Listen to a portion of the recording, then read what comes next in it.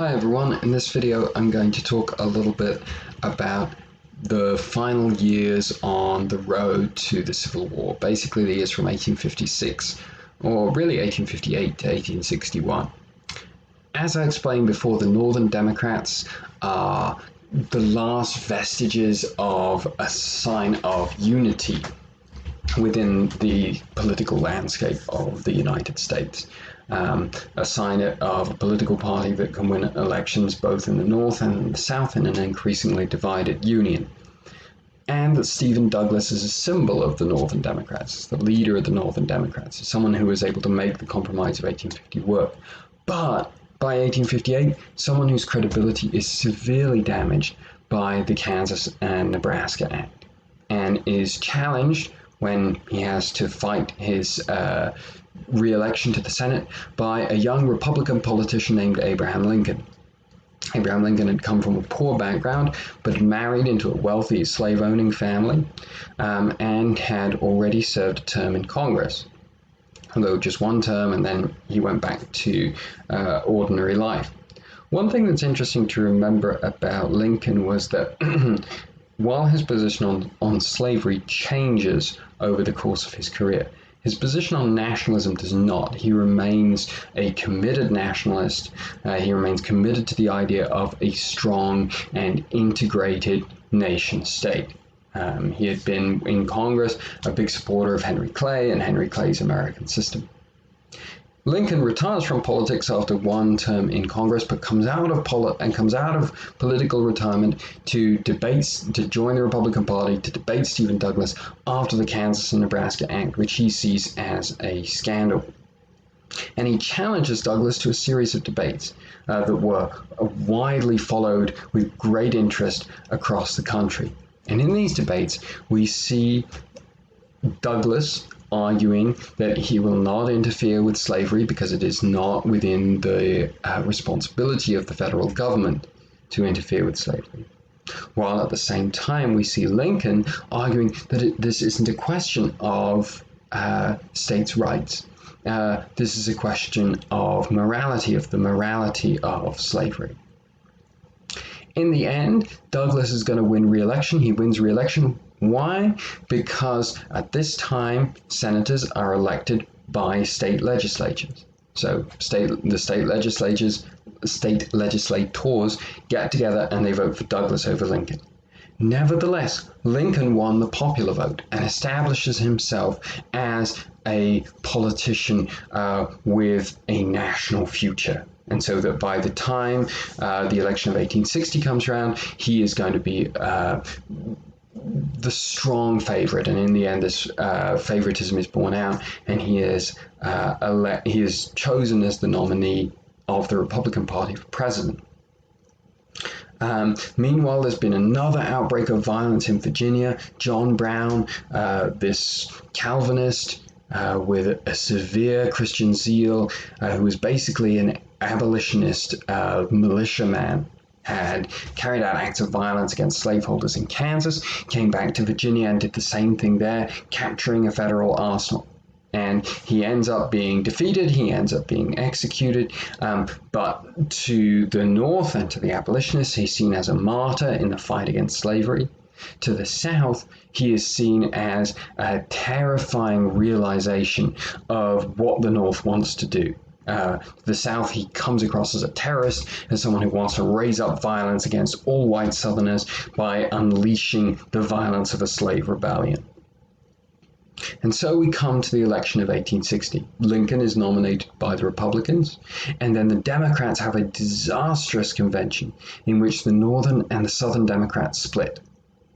The Northern Democrats want Stephen Douglas. They want a figure of unity, someone who says, I'm not going to do anything about slavery in the states where it already exists, but I am going to ban slavery in the territories to the west, north of the Missouri Compromise line. And to the Southern Democrats, that's just not acceptable.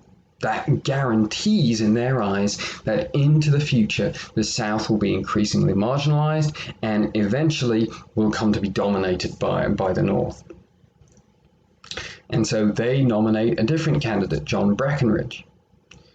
And you have a fourth candidate named John Bell, who's nominated by sort of the remains of the Whig Party to stand on a nationalist platform. Now, if you think back to earlier in the 19th century, nationalism was the driving force. Those who stood for nationalism, who could combine nationalism either with states' rights or nationalism with abolitionism, typically were successful in elections.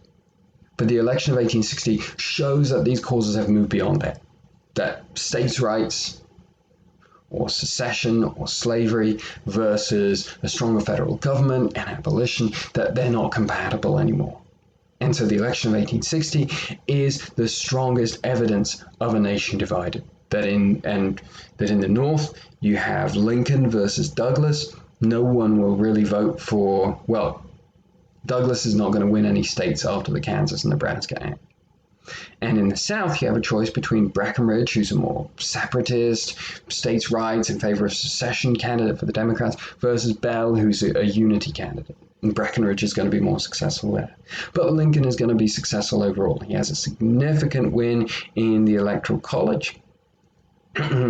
He has a tiny percentage of the popular vote for a winning candidate, less than 40%.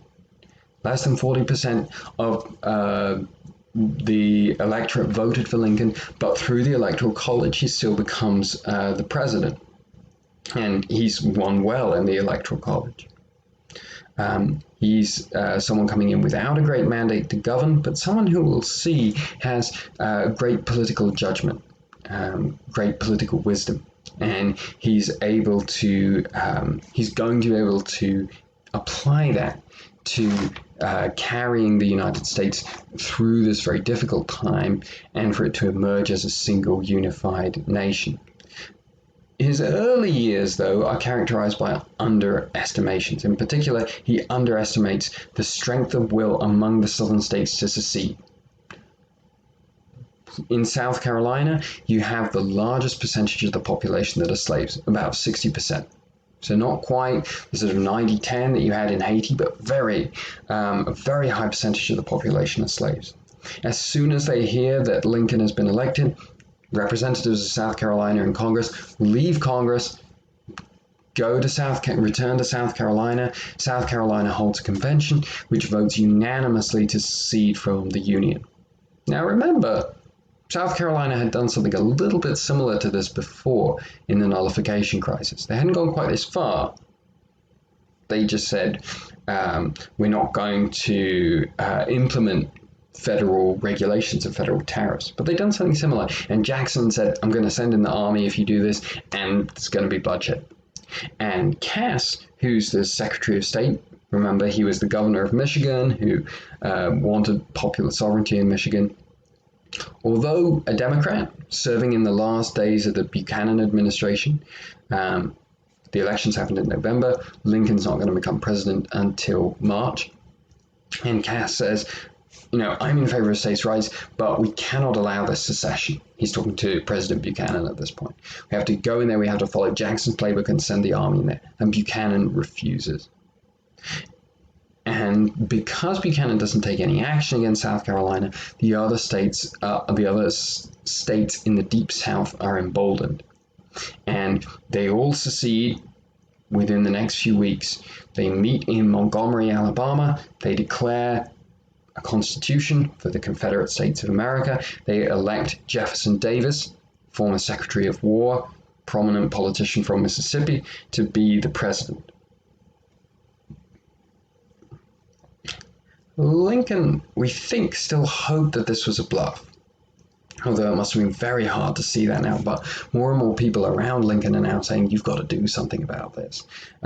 This is really serious. We don't want to end up in a civil war. And so various compromises are attempted with no success. The one that does gain traction, really interesting the one that does gain traction is a constitutional amendment that would guarantee slavery in the states where it already existed. So kind of similar to Douglas's position. Federal government's not going to renounce its right to make slavery illegal in territories, but in states where it already existed, this would be a constitutional guarantee that slavery would not be abolished. and it's passed by Congress, it's passed by the Senate. Lincoln himself was in favor and promoted this. This was a price he was willing to pay to keep the Union together. He was willing to have the first mention of slavery in the Constitution be to permit it where it already existed. And so this amendment was ready to go, but it was never sent to the states and it was never ratified, this suggested 13th Amendment. And so what does this tell us? It tells us a couple of things. Firstly, that at the beginning of the war, at least for the Union, at least for the North, slavery was not the big issue, or certainly not the biggest issue. Slavery was certainly a very big issue, but it was not as big, it was not as important as maintaining the Union, not allowing states to secede from the Union. And now we come to the beginnings of the war. In his inauguration speech, Lincoln said that he would not seek to abolish slavery, he would not seek to make war on the southern states who had seceded, but he would seek to resupply federal forts that were in the southern states. Of course, the southern states are now declaring themselves to be a separate nation. They're not going to be okay with having federal forts in their lands. It's a foreign power holding a military base in their territory. And the flashpoint becomes Fort Sumner, a fort in the harbor of Charleston, South Carolina, where secession had been born. And the commander of the fort tells Lincoln has this message waiting for him when he arrives in office. It says, "There's little food left, I'm going to have to surrender unless you can resupply me." And so Lincoln tries to send supplies to Fort Sumner. And the Confederates in Charleston are divided about this. Some say that they should allow the supplies, they shouldn't be the ones to start a war, they need to fight a defensive war to make their argument that they are victims of federal and northern overbearing influence into their lives. But others wish to send a statement, and they are the ones whose judgment ultimately prevails. And so, hearing that there are supply ships coming to resupply the fort, they fire on the fort from artillery batteries overlooking the harbor, and in 15 minutes the fort is forced to surrender.